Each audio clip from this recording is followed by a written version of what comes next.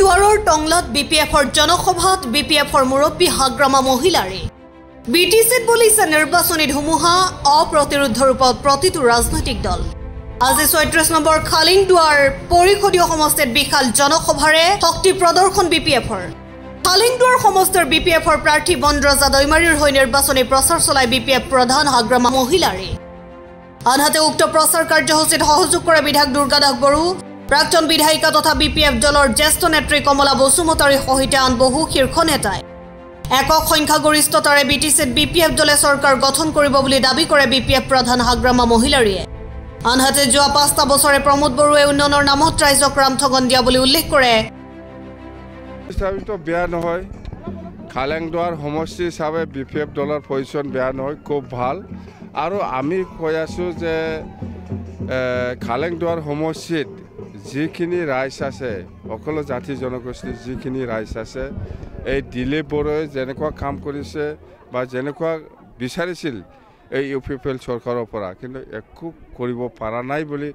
আমাক আজি বহুতে আমাক জনাই দিছে তো এই হিচাপত এইবাৰ বিপিএফ দল জিকাটো 100% হয় ইয়াত আমি শুনিছোঁ কৈছে মানুহবিলাকে যে এই খালিংদুৱাৰ সমষ্টিত ইউপিপিএল বহুত তলত আছে যুঁজটো হ'ব বিজেপি আৰু বিপিএফ ইয়াতে আমাৰ বিপিএফ খুব ভাল বিপিএফে জিকিব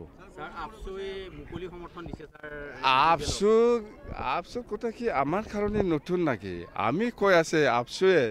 প্ৰত্যেকবাৰে ইহঁতে ইলেকশ্যন খেলিছে নামতহে আপচু কিন্তু ইউপিপিএল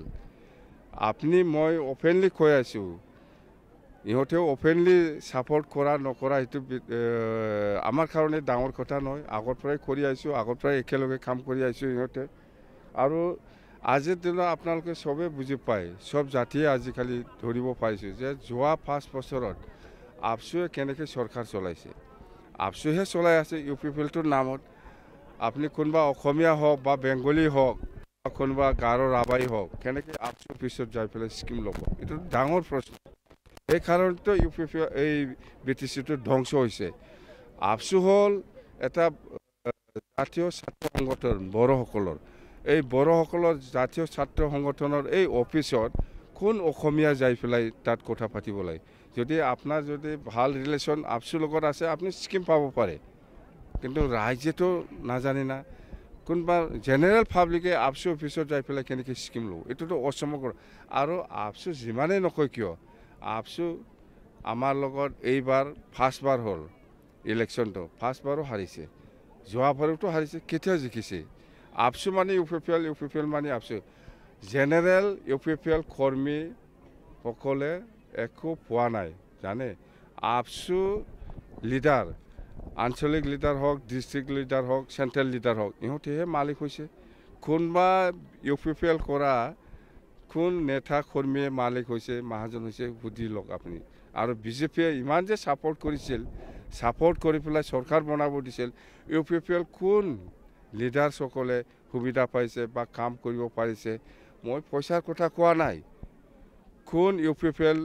কৰ্মী বা কোন বিজেপি কৰ্মীয়ে সুবিধা পাইছে কাম কৰিবলৈ সব আপচু নেতা কৰ্মী আঞ্চলিক ডিষ্ট্ৰিক্ট চেণ্ট্ৰেল লিডাৰ এইটো আমাক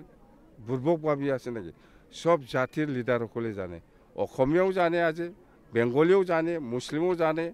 আজি গাৰো ৰাভা নেতাসকলে সবেই জানে সব সমাজে জানে আপচুৱে নিজৰ আঞ্চলিক অফিচ ডিষ্ট্ৰিক্ট অফিচ চেণ্ট্ৰেল অফিচৰ পৰা বিটিচিখন চলাইছে এইখন আৰু বিচাৰে নেকি কোনোবা অসমীয়া মানুহটো এইটো বিচৰা নাই কোনোবা ৰাভা মানুহ বিচৰা নাই কোনোবা বেংগলীও মানুহ বিচৰা নাই কি ডাঙৰ কথা আপচু কোন প্ৰমোদ বড়োৱে কৈছে যোৱাকালি চৰকাৰ তেওঁলোকে কৰিব এইটোতো ব্যক্তিগত অপিনিয়ন মই কৈছোঁ ব্যক্তিগত অপিনিয়ন ৰাইজৰ অপিনিয়নটো হ'ল বিপিএফে চৰকাৰ গঠন কৰিব ইউপিপিএল 0 বিজেপি পাব পাৰে 10ৰ পৰা এনেকুৱা মই নিজে এবছলুট বিপিএফে নিজে 21টাকৈ ডিচি চিট পাব আৰু কাৰোবাৰ দৰকাৰ আছে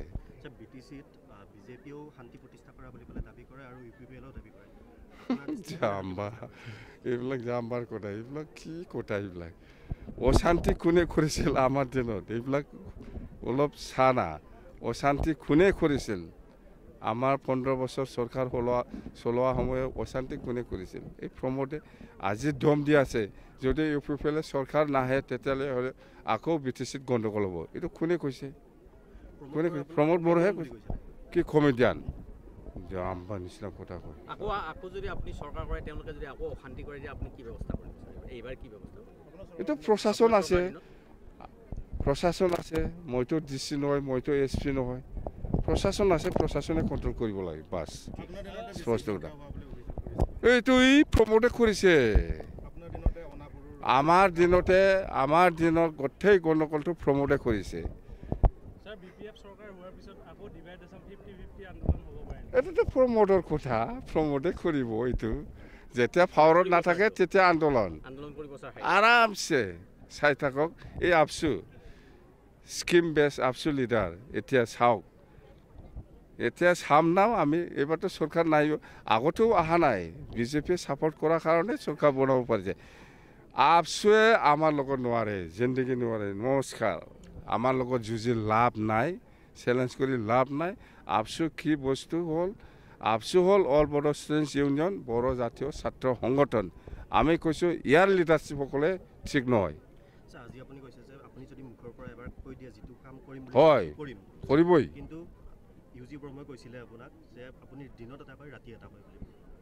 যোনটো কাম কৰিব দিনতো কম ৰাতিও কম দিনত যেনিবা ৰাস্তা বনাম বুলি কৈছে মই ৰাতি মই দলং বনাম বুলি কৈছে কি